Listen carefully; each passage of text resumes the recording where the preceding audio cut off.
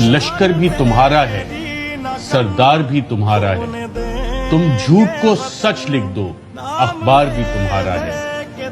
خون مظلوم زیادہ نہیں بہنے والا، خون مظلوم زیادہ نہیں بہنے والا، ظلم کا دور بہت دن نہیں رہنے والا، ان اندھیروں کا جگر چیر کے دور آئے گا، تم ہو فرعون تو موسیٰ بھی ضرور آئے گا۔ السلام علیکم ناظرین، میں ہوں فخر رحمان اور آپ دیکھ رہے ہیں میرا یوٹیوب چینل ڈے نیوز میں۔ آج ہم شہید ارشد شریف سینئر تحقیقاتی journalist ARY news power play اپنا پروگرام وہ کرتے تھے، گزشتہ روز ان کی تدفین کر دی گئی۔ تدفین سے پہلے ارشد شریف کے جو قاتل تھے کیا وہ بے نقاب ہو گئے؟ کل میں نے آپ کو یہ بتایا تھا کہ شہید اس کو کہتے ہیں جو زندہ ہے، اور شہادت کا مطلب یہ ہے کہ جو گواہی دے۔ تو ارشد شریف شہید نے کیونکہ وہ زندہ ہیں اور زندہ رہیں گے، تو تدفین سے پہلے ہی انہوں نے لگتا ہے گواہی دے دی کہ ان کے قاتل کون ہیں، اور شاید وہ بے نقاب ہو چکے ہیں۔ اس حوالے سے تحقیقات تو جاری ہیں، اور اس تحقیقات کے کنٹیکسٹ میں کل DG ISPR lieutenant general Iftikhar Babar اور پھر پاکستان کی 75 سالہ تاریخ میں پہلی مرتبہ DG انٹر سروسز انٹیلیجنس، جی ہاں DG ISI lieutenant general Nadeem Amjad نے انتہائی ایک پریس کانفرنس کی۔ اس پریس کانفرنس کے پہلے حصے میں جو DG ISPR ہیں جنرل بابر افتخار، ان کی جانب سے ارشد شریف کا جو معاملہ ہے ان کو شہید کیے جانے کا، قتل کیے جانے کا، اس میں انہوں نے کچھ باتیں شیئر کی، جس سے بظاہر یہ لگتا ہے کہ فوج نے اپنے طور پر کچھ تحقیقات کی ہیں اور اس کی کافی اہم معلومات جو ہیں وہ ان تک پہنچ چکی ہیں، جس میں انہوں نے ایک تو ARY نیوز کے جو اس وقت اونر ہیں سلمان اقبال، DG ISPR نے یہ مطالبہ کیا ہے کہ ان کو پاکستان میں لانا چاہیے، یہ مطالبہ ہے ان کا، اور یہ مطالبہ کس سے کر رہے ہیں یہ تو انہوں نے نہیں بتایا، لیکن یہ ان کا کہنا تھا کہ ان کو پاکستان لانا ضروری ہے، تحقیقات میں شامل کرنا ضروری ہے۔ اور انہوں نے ایک اسکرین شاٹ بھی دکھایا، اور جیسے میں نے آپ کو کہا کہ یہ اسکرین شاٹ اس بات کی عکاسی کرتا ہے کہ اپنے طور پہ جو فوج نے تحقیقات کی ہیں اس کا یہ ایک حصہ ہے، اور اس اسکرین شاٹ میں ارشد شریف کے ساتھ ان کی جو کوئی گفتگو ہے، چیٹ ہے، وہ نظر آ رہی ہے۔ ایک انہوں نے بات کی کہ ارشد شریف کو کس نے پاکستان سے جانے کے لیے کہا۔ ارشد شریف کا جو بائی ایئر ٹکٹ تھا اس کی بھی کراچی میں ریزرویشن جو تھی وہ کروا دی گئی تھی اور خرید لیا گیا تھا، انہوں نے اماؤنٹ تک بتائی۔ یہ وہ چیزیں ہیں جس سے یہ بات پتہ چلتی ہے کہ فوج نے اپنی کچھ تحقیقات کی ہیں اور انہوں نے اس بات کو تسلیم بھی کیا ہے، لیکن ان کا یہ بھی کہنا تھا کہ ابھی اپنی کوئی حتمی رائے قائم لینا اس وقت غیر مناسب ہوگا۔ جی ہاں، بالکل صحیح کہا انہوں نے کہ کوئی حتمی رائے اس وقت قائم کرنا مناسب نہیں ہے، کیونکہ جو تمام سرکمسٹانسز ہیں، حالات اور واقعات ہیں، ان کا ایک پس منظر ہے اور اس کا پھر پیش منظر ہے۔ ارشد شریف جو تھے وہ 10 اگست یا 11 اگست جو مجھے صحیح یاد پڑتا ہے، ان دنوں میں وہ پاکستان سے چلے گئے تھے۔ 8 اگست کو ARY نیوز کے اوپر ایک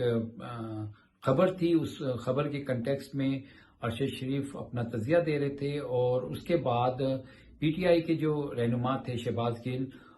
ان کا اس سے پہلے بیپر ہوا تھا، انہوں نے کوئی بیان دیا تھا اور اس کے کنٹیکسٹ میں ارشد شریف نے بھی اپنا تبصرہ دیا تھا۔ اس کے بعد اگلے دن شہباز گل کی گرفتاری کی خبر آئی تھی، اور پھر ارشد شریف جو تھے وہ یہاں سے چلے گئے تھے دبئی۔ اب سوال جو پیدا ہوتا ہے کہ دبئی میں سے ارشد شریف کو کس نے پریشر ڈال کر وہاں سے ان کو نکلوایا یا ڈیپورٹ کرانے کی دھمکی کس نے لگائی تھی؟ ایک تو یہ دو امپورٹنٹ سوال ہیں۔ دوسرا، ارشد شریف کے ساتھ جو کام دبئی کے بعد کر رہے تھے اس کی کچھ ریکارڈنگ بھی موجود ہے، اور جو ارشد شریف نے اپنے موبائل کے ذریعے کس کو سنائی تھی یہ بھی ایک بہت اہم بات ہے۔ اور جو دوسرا سب سے امپورٹنٹ پوائنٹ یہ کہ ارشد شریف کو کینیا جانے کے لیے کس نے کہا تھا کہ ویزا آن ارائیول وہاں پہ ان کو آسانی سے مل جائے گا، جبکہ جنرل بابر DGI-SPR کہہ رہے ہیں کہ 34 ممالک میں پاکستانیوں کے لیے ویزا آن ارائیول کی سہولت جو تھی موجود تھی، تو وہ کینیا کیوں گئے تھے اور ان کو کینیا کس نے جانے کے لیے کہا، اور یہ کس نے کہا ان کو کہ وہ وہاں پر محفوظ ہوں گے۔ بالکل بڑے امپورٹنٹ سوالات ہیں۔ جیسے میں نے آپ کو کہا کہ ایک ارشد شریف کا پاکستان چھوڑنے کا پس منظر ہے اور ایک ارشد شریف کا باہر جانے کا پیش منظر ہے۔ اب سوال یہ پیدا ہوتا ہے کہ ارشد شریف کو گئے تقریباً 2.5 مہینے ہو چکے تھے ان کی شہادت سے پہلے، شہادت تک، یعنی کہ ارشد شریف کا واپس آنے کا جو پلان تھا وہ بن چکا تھا، جس کی تصدیق DGI-SPR نے بھی خود کر دی، اور DGI-SI نے بھی اس بات کی تصدیق کی کہ وہ ہمارے ساتھ رابطے میں تھے، اور DGC جو تھے ان کے ساتھ ان کا رابطہ جو تھا وہ آخری مرتبہ بھی ہوا تھا۔ تو یہ بات تو کنفرم ہو گئی کہ ارشد شریف کی واپسی کے حوالے سے کچھ لوگوں کو، کچھ حلقوں کو یہ معلومات تھی کہ وہ واپس آ رہے ہیں۔ اب ارشد شریف، جیسے میں نے آپ کو کہا کہ 2.5 مہینے سے وہ ملک سے باہر تھے، اس وقت جب ارشد شریف کی واپسی کا پروگرام بنتا ہے تو ارشد شریف کی واپسی کا فیصلہ ہونے کے بعد ارشد شریف کا جس طرح سے بروٹل مرڈر کیا گیا، یہ بہت بڑا سوال نشان ہے کہ ارشد شریف کی واپسی سے کون خوفزدہ تھا ایک، اور کون نہیں چاہتا تھا کہ ارشد شریف واپس آئیں، کیونکہ جب ارشد شریف کا پلان فائنل ہو گیا، ان کی ٹکٹ بھی ہو گئی تھی، اور 27 اکتوبر کو انہوں نے اسلام آباد ہائی کورٹ کے سامنے پیش ہونا تھا، تو ایک تو اسٹیبلشمنٹ سے اس بات کی کنفرمیشن ہو گئی کہ ان کا واپس آنے کے معاملات طے ہو گئے تھے۔ ایک ارشد شریف کے یہاں پہ جو قریبی حلقے ہیں ان سے بھی تصدیق ہو گئی کہ جی ہاں انہوں نے واپس آنا تھا۔ مجھے بھی ذاتی طور پر کچھ معلومات جو تھی وہ کنفرم ہوئی۔ تو میں اب یہ سوال میرے ذہن میں آ رہا ہے کہ ارشد شریف کی واپسی سے کس کو ڈر تھا، کس کو خطرہ لاحق تھا۔ ایک بات ہمیشہ جو ہوتی ہے وہ یہ ہے کہ مرڈر میں آپ دیکھتے ہیں کہ سم ٹائم آپ کی دشمنی جو ہے وہ کسی اور سے ہوتی ہے، اور جو چھپا ہوا دشمن ہوتا ہے یا جو آپ سے کوئی فائدہ اٹھا رہا ہوتا ہے یا جس کا مقصد یہ ہوتا ہے کہ وہ صورتحال کو مزید گمبھیر بنا دے، تو وہ پیچھے سے وار کر جاتا ہے۔ اب کیونکہ ارشد شریف کے اوپر جس طرح سے قاتلانہ حملہ ہوا اور جس طرح سے ان کو گولی ماری گئی، ایک تو بظاہر ایسے لگتا ہے کہ گولی جو تھی ان کو پیچھے سے ماری گئی ہے اور یہاں سے ان کو گولی لگی ہے اور دماغ سے وہ دوسری طرف سے نکل گئی ہے۔ بظاہر یہ ہے، میں کوئی فورینزک ایکسپرٹ نہیں ہوں، لیکن اب یہ گولی کتنے قریب سے لگی ہے، ماری گئی ہے یا دور سے ماری گئی ہے، یہ تو فورینزک رپورٹ دیکھنے کے بعد پتہ چلے گا۔ پھر دوسری گولی بھی ان کو لگی، یعنی کہ 2 گولیاں ہیں، اور یہ میک شور کیا گیا کہ ارشد شریف جو ہیں وہ بچے نہ۔ جو یہاں پہ فورینزک رپورٹ ہوئی ہے وہ آئی ہے کہ وہ یہ تھا کہ 30 منٹ بعد وہ ان کی جو سانسیں تھیں وہ ختم ہو گئی، تو خون بہہ جانے کی وجہ سے ان کی ڈیتھ ہوگی۔ اس کا یہ مطلب ہے کہ قریب میں کوئی میڈیکل فیسلٹی نہیں تھی کہ ان کو فوری طور پر وہاں پہ منتقل کیا جاتا۔ پہلے یہ بیان آیا کہ کینیا کی پولیس نے شناخت کی غلطی میں ان کے اوپر فائرنگ کی اور اس سے وہ مارے گئے۔ اب کینین پولیس جو ہے وہ تو قاتل ہے، لیکن سوال یہ ہو رہا ہے کہ انہوں نے مسٹیکن آئیڈینٹی کی تو بات بالکل ہی مسترد کی جاتی ہے، کیونکہ جو آج DGI-SPR نے بات کی انہوں نے بھی اس بات کو مسترد کر دیا اپنی پریس کانفرنس کے اندر۔ اب ایک ٹیم جو حکومت کی جانب سے، پاکستانی حکومت کی جانب سے تشکیل دی گئی تھی، وہ اس وقت کینیا چلی گئی ہے۔ اس میں ISI کے جو نمائندے تھے ان کو DGI-SI کا کہنا تھا کہ انہوں نے جان بوجھ کر بیچ میں سے ان کو ڈراپ کروا دیا تاکہ وہ چاہ رہے تھے کہ انکوائری انڈیپینڈنٹ ہو۔ جی ہاں، بالکل انکوائری انڈیپینڈنٹ ہونی چاہیے، اور سوال یہ ہے کہ ارشد شریف کی واپسی سے کون خوفزدہ تھا۔ ارشد شریف کے حوالے سے یہ بھی DGI-SPR نے کہا کہ ان کے ساتھ شاید سائفر شیئر کیا گیا تھا اور جو میٹنگ ہوئی تھی نیشنل سیکورٹی کمیٹی کے اس کے منٹس بھی شاید شیئر کیے گئے تھے. اب اگر تو ان کے پاس اس حوالے سے معلومات ہیں تو اس کا اب کوئی فائدہ نہیں ہے، کیونکہ بات یہ ہے کہ ارشد شریف تو اس وقت اللہ کو پیارے ہو چکے ہیں، وہ نہیں ہیں، وہ اس بات کی تصدیق یا تردید کرنے کی پوزیشن میں نہیں ہے. اگر ان کے پاس کوئی معلومات ہیں تو وہ اس وقت ان کا یہ